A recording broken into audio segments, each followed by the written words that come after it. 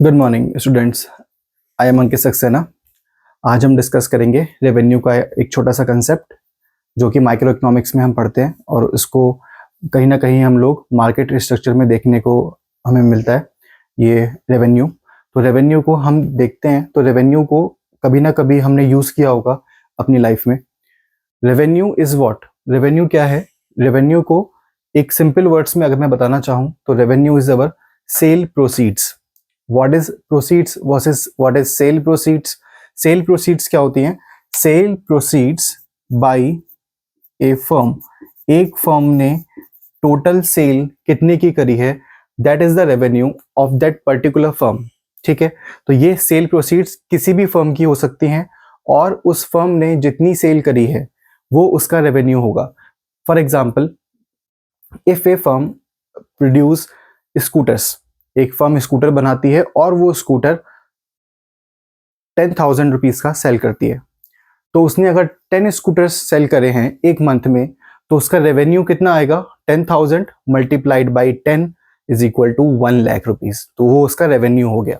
ठीक है, तो रेवेन्यू को हम समझ गए हैं, it is our sale proceeds. ठीक है, अब आगे क्या होता है? रेवेन्यू को हमने देखा कि मैंने यहाँ पे 3 पार्ट्स में लिखा हुआ है, टोटल रेवेन्यू, एवरेज रेवेन्यू और मार्जिनल रेवेन्यू। तो total revenue is what? Total revenue नाम से पता चल रहा है जितना फर्म ने रेवेन्यू जनरेट किया, जितनी फर्म ने सेल करी, उस सेल करने से जो उसने अर्निंग की, इनकम करी, वो इनकम क्या है? Total revenue. So it is sum of all sales. ठीक है, तो फॉर्मूला क्या बनेगा इसका? Total revenue is equal to price multiplied by quantity, TR is equal to price multiplied by quantity. ठीक है, आगे हम इसको एग्जाम्पल से भी समझेंगे, अभी सिर्फ हम इनकी डेफिनेशंस को और फॉर्मूला को क्लियर कर रहे हैं। ठीक है, नेक्स्ट इज एवरेज रेवेन्यू। तो एवरेज रेवेन्यू क्या होता है? रेवेन्यू का एवरेज। तो रेवेन्यू जो फर्म ने कमाया, कैसे कमाया? By selling per unit of A commodity. मतलब एक कॉमोडिटी को सेल करा, उसके सेल करने से जो रेवेन्यू जनरेट हुआ, दैट इज एवरेज रेवेन्यू। ठीक है, मतलब कि एक कॉमोडिटी को जो सेल करने से रेवेन्यू आया वो एवरेज रेवेन्यू है। जैसे मैंने अभी एग्जांपल लिया था कि एक फर्म स्कूटर बनाती है और उस फर्म ने 10 स्कूटर बनाकर सेल करे। ठीक है, एक स्कूटर का प्राइस था 10,000, तो टोटल रेवेन्यू इज 1 लाख। कितनी क्वांटिटी बना के सेल करी? 10, तो 1 lakh divided by 10 is equal to 10,000। तो एवरेज रेवेन्यू क्या होता है? Total revenue divide by quantity. कितनी क्वांटिटी सेल करने पर जो रेवेन्यू आया वो टोटल रेवेन्यू, और जितनी क्वांटिटी सेल करने पर आया वो क्वांटिटी को हम डिवाइड कर देंगे टोटल रेवेन्यू को क्वांटिटी से, तो हमारा आ जाएगा एवरेज रेवेन्यू। एग्जाम्पल से और भी क्लियर होगा, तो आगे चलते हैं। Marginal revenue. मार्जिनल रेवेन्यू क्या होता है? मार्जिनल रेवेन्यू को पहले मैं एक वर्ड में लिख के दिखाता हूं। It is the revenue earned by a firm. एक फर्म रेवेन्यू अर्न करती है कब? By selling additional unit of a commodity. Right, additional unit किसी भी कमोडिटी की सेल करने से जो रेवेन्यू फर्म अर्न कर रही है, दैट इज मार्जिनल रेवेन्यू। जैसे कि मैंने बताया था, अभी 10 यूनिट्स स्कूटर की हमने सेल करी तो 1 लाख का रेवेन्यू आया। इफ वही फर्म अगर एक यूनिट को बढ़ाती है, एक यूनिट एक्स्ट्रा सेल करती है, तो जो एक्स्ट्रा सेल करने से रेवेन्यू जनरेट होगा, that revenue is marginal revenue. ठीक है, इसका फॉर्मूला क्या होता है? इसका फॉर्मूला होता है marginal revenue is equal to total revenue N total revenue n minus 1। अभी ये n और n माइनस 1 का जो लॉजिक है, ये मैं आपको क्लैरिफाई करूंगा कब? जब मैं आपको उसे विद एग्जांपल डिटेल में बताऊंगा आगे। ठीक है, और इसका सेकंड फॉर्मूला क्या होता है? सेकंड फॉर्मूला, और इसी फॉर्मूले को मॉडिफाई करके अगर हम लिखेंगे तो कैसे लिखेंगे, marginal revenue change in total revenue into change in quantity. ये जो डेल्टा साइन है ये शो कर रहा है चेंज इन क्वांटिटी और चेंज इन क्वांटिटी और आउटपुट सोल्ड, राइट। तो ये हमारा सेकंड फॉर्मूला है किसका, मार्जिनल रेवेन्यू का, ठीक है। इसको आप नोट कर लीजिए, ठीक है। टोटल रेवेन्यू, एवरेज रेवेन्यू और मार्जिनल रेवेन्यू। टोटल रेवेन्यू क्या होता है, जितनी फर्म ने सेल करी है that is total revenue. Average revenue, total sale जितनी हुई, कितनी क्वांटिटी सेल करी थी उसमें, उसको उससे डिवाइड कर दोगे तो क्या आ जाएगा, एवरेज रेवेन्यू। या इसको सिंपल भाषा में समझें तो एवरेज रेवेन्यू क्या है, एक क्वांटिटी को सेल करने से जो रेवेन्यू आया दैट इज एवरेज रेवेन्यू। फिर मार्जिनल रेवेन्यू, रेवेन्यू जो फर्म ने कमाया कब, जब उसने एडिशनल यूनिट सेल करी एक कॉमोडिटी की, दैट इज मार्जिनल रेवेन्यू, ठीक है। चलिए आगे चलते हैं रेवेन्यू के इस टॉपिक में।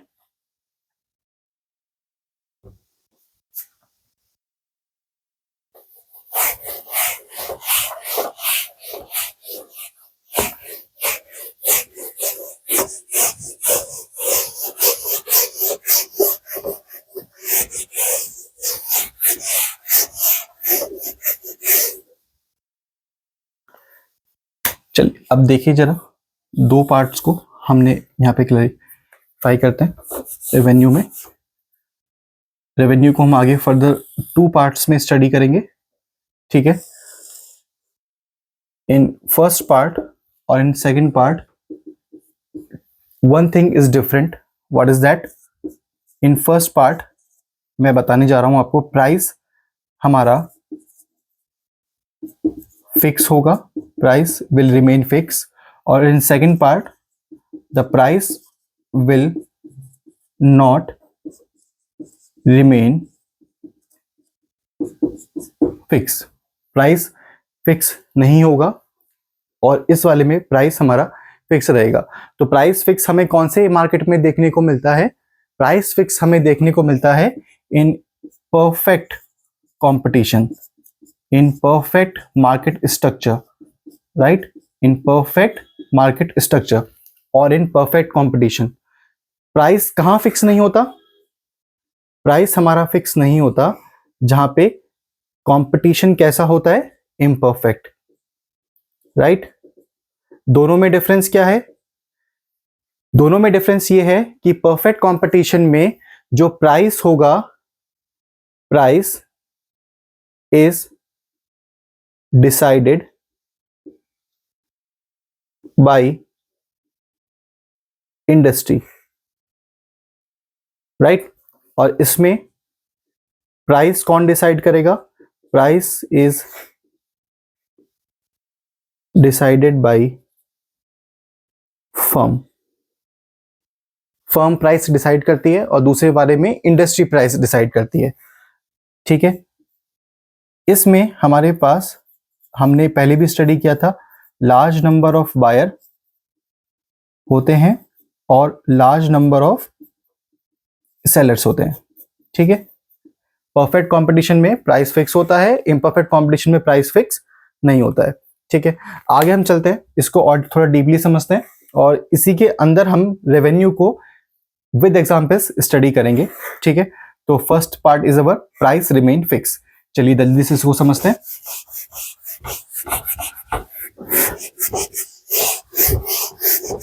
यस, जैसे कि मैंने बताया कि प्राइस विल रिमेन फिक्स, तो हम इसको एक शेड्यूल से समझते हैं। Total revenue, average revenue and marginal revenue, ठीक है। प्राइस हमने डिसाइड किया 10 10 10 10 और यहां पर 10,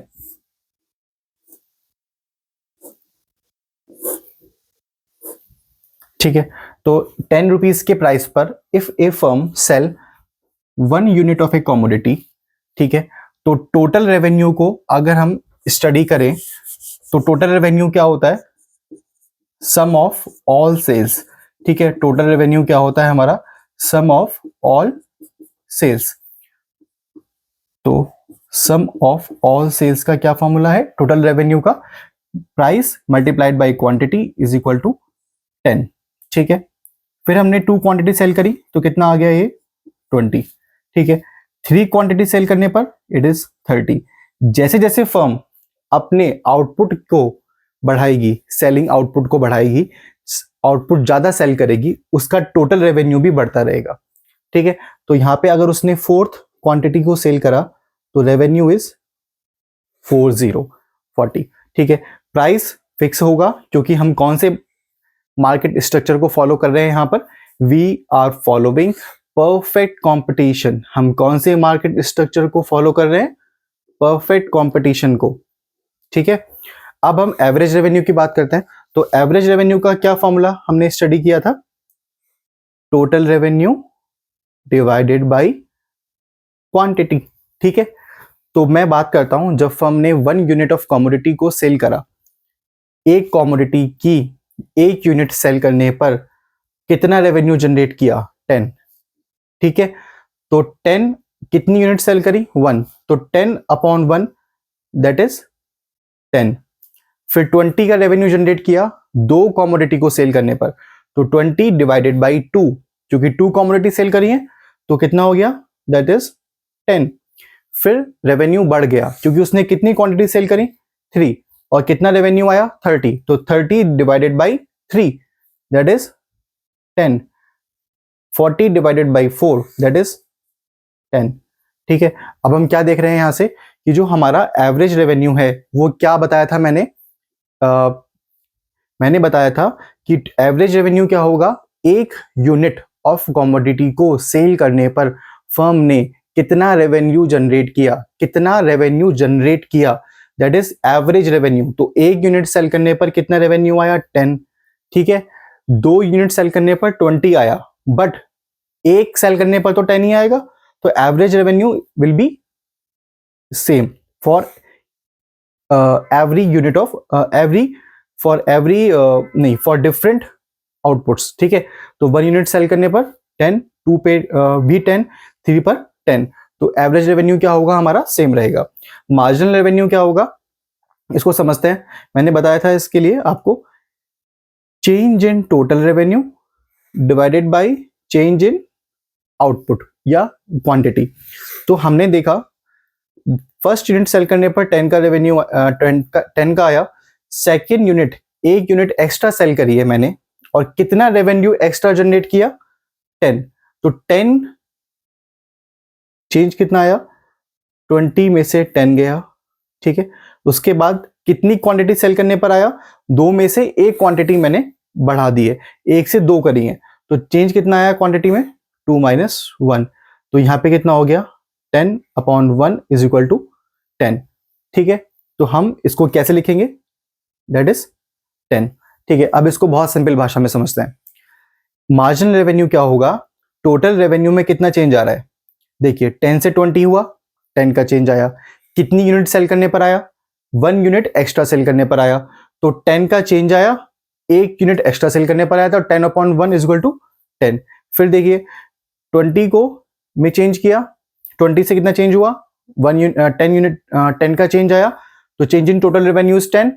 कितनी क्वांटिटी बढ़ाई, एक एक्स्ट्रा सेल करने से कितना आया, 10 का आया, फिर 40 हुआ, 10 फिर इंक्रीज हुआ टोटल रेवेन्यू, और क्वांटिटी में कितना चेंज आया, 1 का, तो 10 अपॉन 1 इज 10।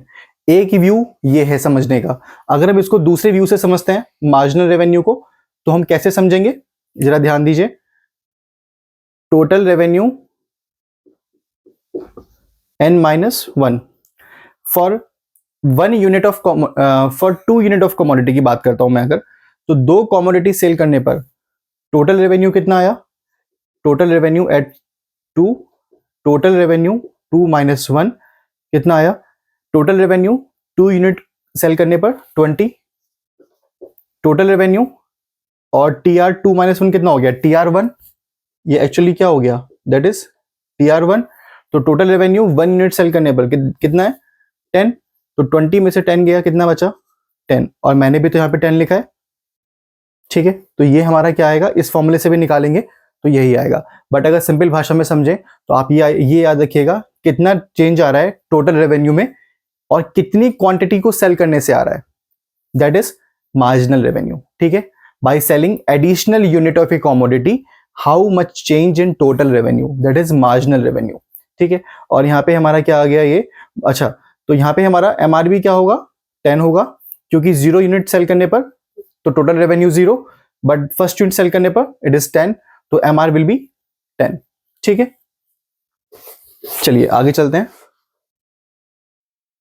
अब हम, ये हमारा पार्ट क्लियर हो चुका है, अब इसके हम ग्राफ बनाते हैं। तो ग्राफ बनाने के लिए सबसे पहले हम देखेंगे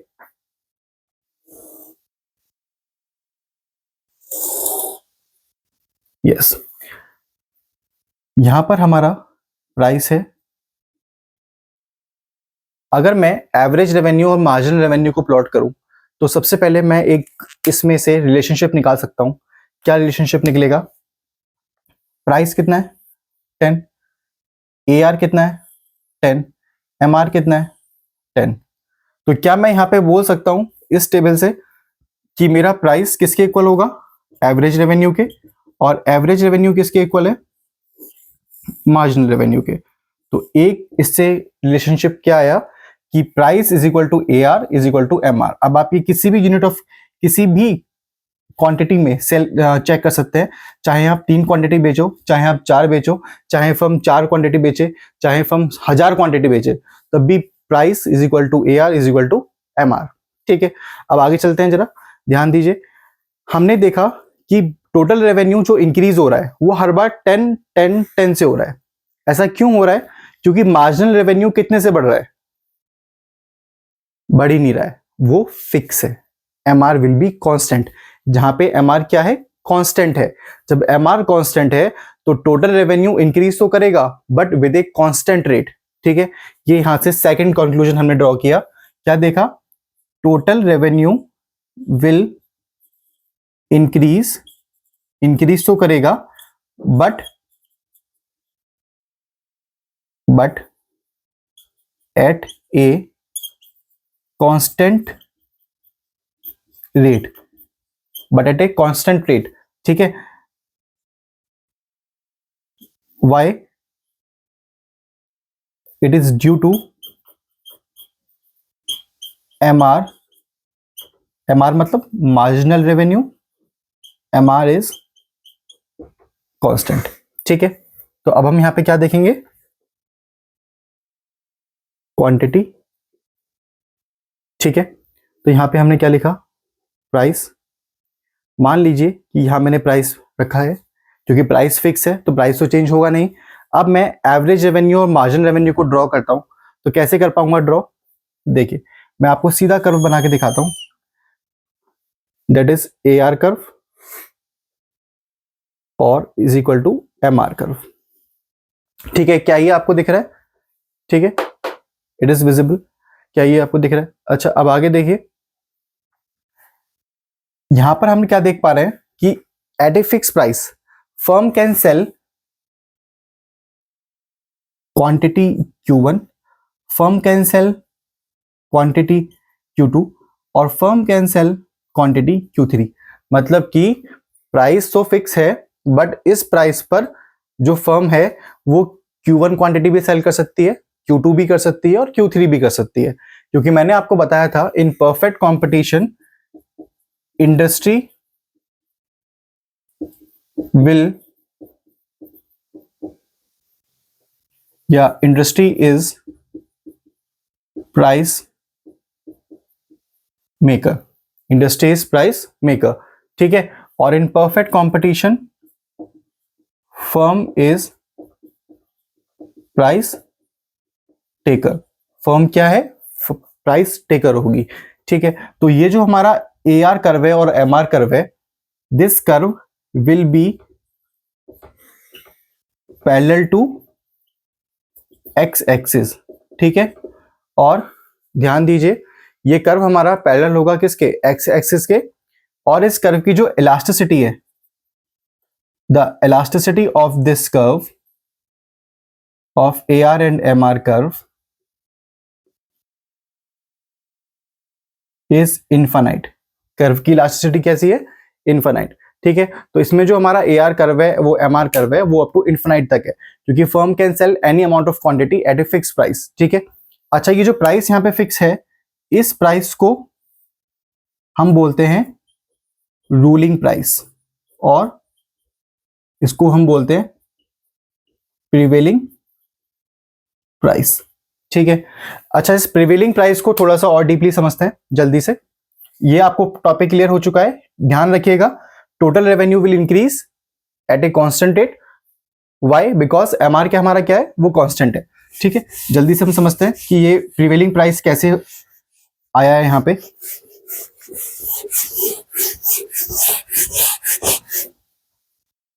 देखिए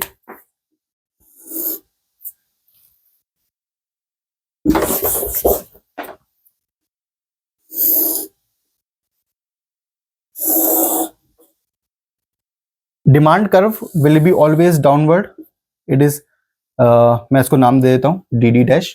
ठीक है, supply curve will be always upward, it is SS dash. तो जहां पे मार्केट के डिमांड एंड सप्लाई कर्व, ध्यान रखना, जहां पे मार्केट के डिमांड एंड सप्लाई कर्व आपस में एक दूसरे को इंटरसेक्ट करेंगे, वो हमारा इक्विलिब्रियम पॉइंट आएगा, और यहां से जो हमारा प्राइस आएगा, this price will be equilibrium price and this output will be equilibrium output. ठीक है, तो ये जो हमारे आया है, ये हमारा क्या आया, इक्विलिब्रियम प्राइस आया, राइट, इक्विलिब्रियम प्राइस। ठीक है, या इस प्राइस को हम बोलते हैं प्रीवेलिंग प्राइस। ठीक है, इस प्राइस को हम बोलते हैं प्रीवेलिंग प्राइस। ठीक है, इस प्राइस को हम क्या बोलते हैं, प्रीवेलिंग प्राइस, राइट। तो ये हमारा प्रीवेलिंग प्राइस यहां से आया है, जहां पे हमारे मार्केट के supply curve and demand curve intersect करेंगे, वहां से हमारा ये प्रीवेलिंग प्राइस डिसाइड होगा। और ये प्रीवेलिंग प्राइस डिसाइड कौन करता है, industry will decide this price. Okay, industry will decide this price. ठीक है, ये हमारा पूरा प्राइस का पूरा एवरेज रेवेन्यू और मार्जिनल रेवेन्यू का स्ट्रक्चर है, जो हमने समझा कि हमारा AR कर्व और MR कर्व इस तरह से बनता है, parallel to straight line. Prevailing price जो यहाँ पे आता है वो इस तरह से आता है, जहाँ पे मार्केट का डिमांड कर्व और सप्लाई कर्व इंटरसेक्ट करते हैं। ठीक है, आगे हम जल्दी से समझते हैं कि इसमें टोटल रेवेन्यू कर्व कैसे बनेगा। चलिए,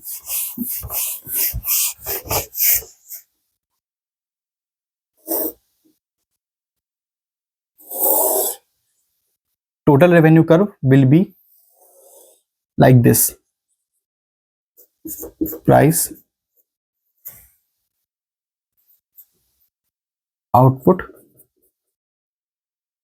and revenue। ठीक है, और MR और AR कर्व कैसे बनेगा हमारा, this will be like this.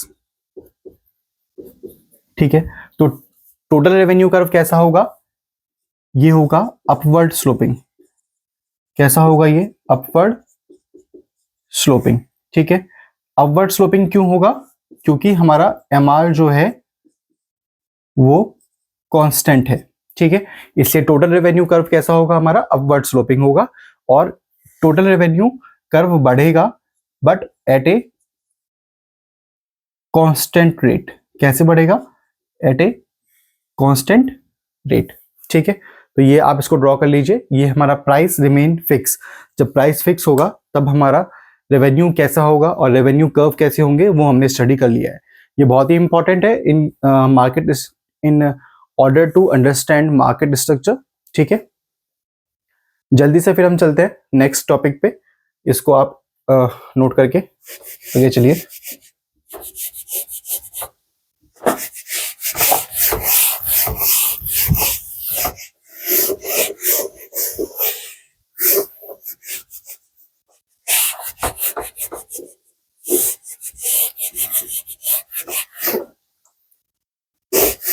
चलिए सेकंड पार्ट पे आते हैं अपन। When price will not be fixed, price हमारा क्या नहीं होगा, प्राइस हमारा फिक्स नहीं होगा। ठीक है, अब जहां प्राइस फिक्स नहीं है उस मार्केट का पहले हम शेड्यूल बनाते हैं। ठीक है, फिर हम उसको समझ पाएंगे अच्छे से। टोटल रेवेन्यू, एवरेज रेवेन्यू और मार्जिनल रेवेन्यू, राइट। तो प्राइस मैंने कहा कि यहाँ पे क्या होगा, फिक्स नहीं होगा। अब प्राइस फिक्स नहीं है तो फर्म क्या करेंगी, फर्म अपने अकॉर्डिंग प्राइस डिसाइड करेंगी। तो in order to increase sales, ठीक है, the firm will drop their prices, firm क्या करेंगे, अपने प्राइसेस को ड्रॉप कराएंगे। ठीक है, तो प्राइसेस ड्रॉप होंगे, लॉ ऑफ डिमांड एप्लीकेबल होगा, जब प्राइस कम होगा तो सेल ज्यादा होगी। ठीक है, तो हम प्राइसेस और क्वांटिटी के रिलेशन से यहाँ पे टोटल रेवेन्यू को और मार्जिनल रेवेन्यू को स्टडी करेंगे कि वो किस तरह से बनेंगे और उनके कर्व किस तरह से होंगे। ठीक है, तो जल्दी से शुरू करते हैं इस टॉपिक को।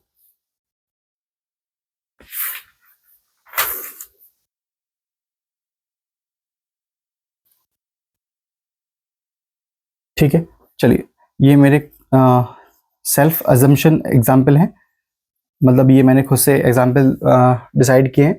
बाकी आप इनके कंसेप्ट को समझिए कि यहाँ पे किस तरह से एवरेज रेवेन्यू और मार्जिनल रेवेन्यू हमारे चलते हैं और किस तरह से हमारा टोटल रेवेन्यू चेंज होता है और बढ़ता है और कम होता है और मैक्सिमम होता है। तो उसको हम स्टडी करेंगे विद बाय दिस एग्जाम्पल। ठीक है, 5 4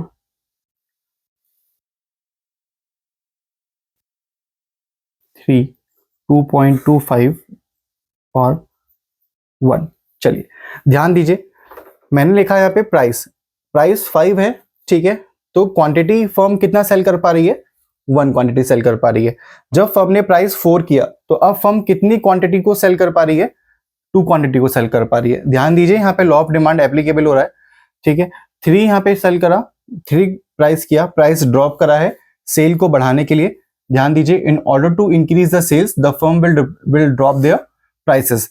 तो यहाँ पे 3 किया प्राइसेस, तो अब कितनी क्वांटिटी सेल हो पा रही है, 3। 2.25 किया, दैट इज 4। 1 किया तो 5 क्वांटिटी आप सेल कर पा रहे हैं।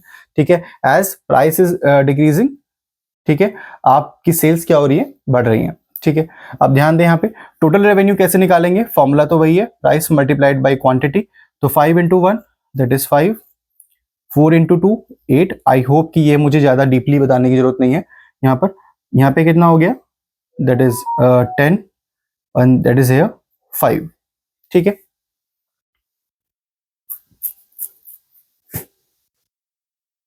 Here 9, right.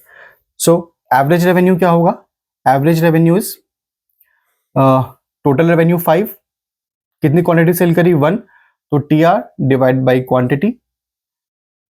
5 8 सेल करी, 2 क्वांटिटी, 8 टोटल रेवेन्यू आया 2 क्वांटिटी को सेल करने पर।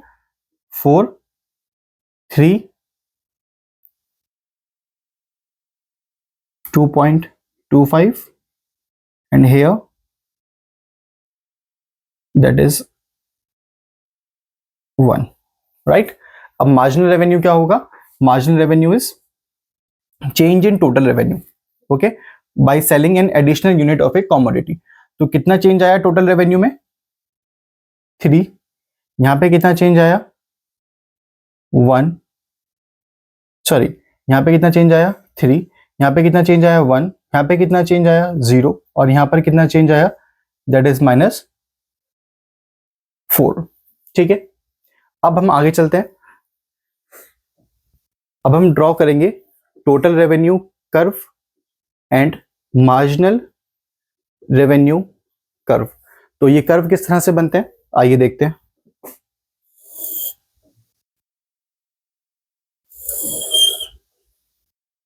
ठीक है, ये हमारा आ गया था revenue and quantity, revenue and price. ठीक है, अब देखिए टोटल रेवेन्यू हमारा यहाँ पे 5 है, फिर कितना हुआ 8, फिर 9, फिर 9 से 5। It means total revenue increase बढ़ रहा है, फिर मैक्सिमम हुआ और उसके बाद डाउन हो गया। तो उसका कर्व जो बनेगा वो कुछ इस तरह से बनेगा। ठीक है, this is total revenue curve. I hope ये कर्व आपको यहाँ पे विजिबल हो रहा है, और इसको हम थोड़ा सा आगे लेके जाते हैं। ठीक है, अब जो मार्जिनल रेवेन्यू कर्व है, तो मार्जिनल रेवेन्यू कर्व हमारा किस तरह से जाएगा, आप जरा इसको देखिए।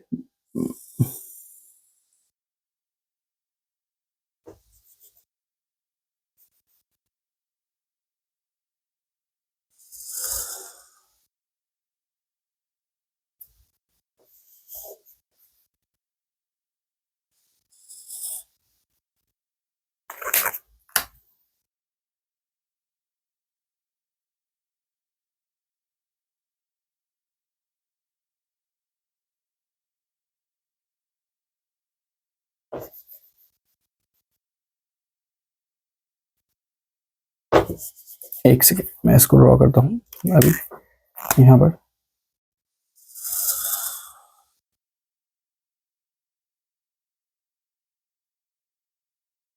ठीक है, ध्यान दीजिए जरा इस पर आप।